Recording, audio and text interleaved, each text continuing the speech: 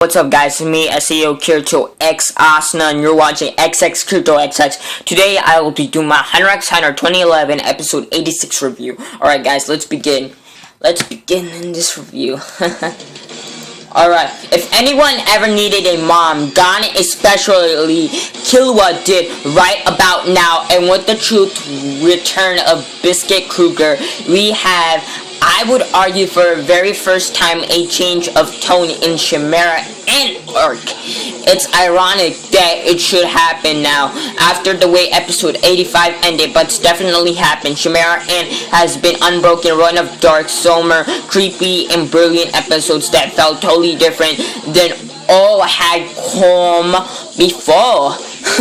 That all changed here with an episode that was certainly full of serious moments, but much more reflective of tones in arc like Greed Island or Heaven's Arena arc. My first question is, what was up with that outfit, Killua? I never pictured you as a khakis and plaid shirt kind of guy. Kill has always been the adventurous one when it comes to fashion. It's true as compared to Gon relentlessly constancy, but that was a shift as dramatic as one in tone, and so was introduction of Palm, the marvelous veteran Kiku. It's she who greets Gon and Killua in town, though contrary to their initial reaction, she's gone to fight them. I tried to describe Palm, but I think any attempt would be futile. Bizarre is about all I can come up with, guys.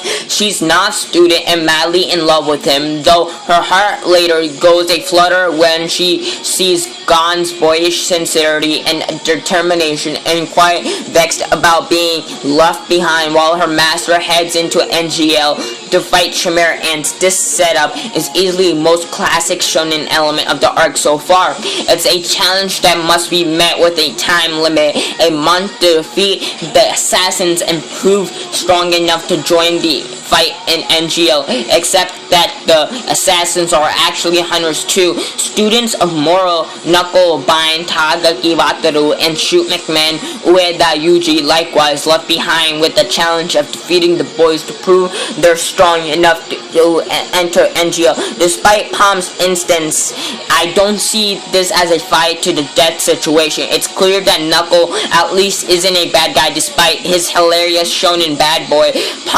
Pompadour and brash Demonor. He's kind to dogs and picks up their poop to keep the park clean. Really? Oh my god. His only interaction with the boys so far is a brief crossing of paths with Killua, while the latter is on a scouting mission, during which Knuckle is loudly issuing a challenge with Killua ignores, and in fact quite wrongly believes it's so transparent that it will only be a trap. It will only be a trap, guys.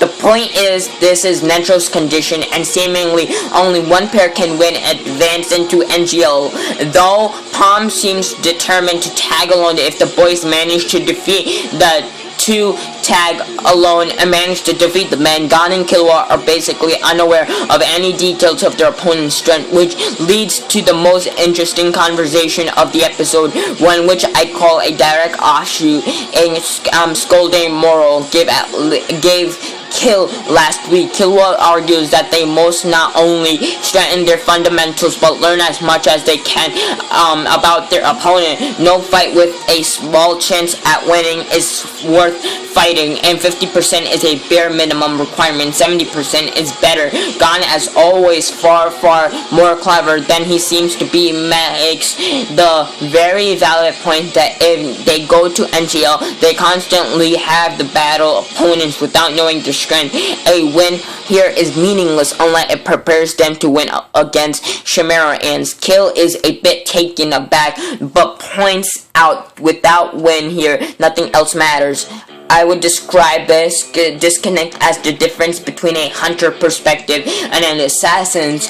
There was a lot of viewer reaction to the tongue-lashing Moro, and Nav to an extent gave to Killua last week's argument over who was right and who was wrong. If I've learned anything about Togashi, it's that looking for a simple answer is wrong way to go. This is an argument he intends us, or the boys especially, to kill, to be unable to settle in the moment. Kaito himself endorsed Killua's decision to be flee, but Moro's argument is that a hunter simply can't take in terms of first reactions and odds and flee on first sight. This is a complicated issue if the context of Hunter x Hunter in general, and I think it's one that's going to get a lot of play in this arc before it's over. Into all this added the wonderful presence of Biscuit, at once a stern taskmaster, protective maternal figure, and guided by her love for the boys. She's there because Palm used her power. We know she's an enchanter, but not much else, to look into the boys' past and determine that Biscuit Tama was the best way to help get strong. As she says herself, that she picks where she left off, giving them impossible training tasks to fulfill before she left them move on the next step. With warning set if notoriously nasty, Netro gave them a month to complete a task they probably need a year, whereas Gon wants to do it in a week because his priority is to understand, to go back and save Kaito. And as Bisky shows off her taste in magazines and Palm looks on anxiously, Gon and Killua sue their way slowly and forward, aided by a bit of recuperative Nen from Cookie Chan while they sleep. While all this is happening and providing a much needed break from the relentless despair in the NGL, things aren't quite on that front. Netro reveals he has no concentrate, the plan to defeat the Chimera ants, and in fact tells Nav and Moro and that based on the snooping Pito seems strong that he also admits to only being only half of what he has at his peak, and says it's been 15 years since he was the strongest Nen user. Could that now be gang? And now he's all the way down at their level. Netro is working under his impetution that it will be 2 months before the king is born. I suspect this may be optimistic myself, and for now seems to conduct a reconnaissance, and through the use of moral Nen smoke bunnies, I can help but wonder if this small elite force notion is going to fail. At some point it might become an all hand on deck affair for the Hunters Association. At the very least, it will seem odd to me if Biscuit trains the boys up then doesn't join them in the NGL when she's clearly a hunter of elite strength. Lastly, we have developments among the ants themselves. They're the big ones. Another member of the King Guard has been attached, Shashipuf or Hatano Wataru, who says the last of them, Mentio Yopi, will be born soon. All we know about Shayapuf for now is that he's a Bishi with a butterfly wings, and he retains the ability to read minds, including Pito's, which he latter doesn't seem too pleased about.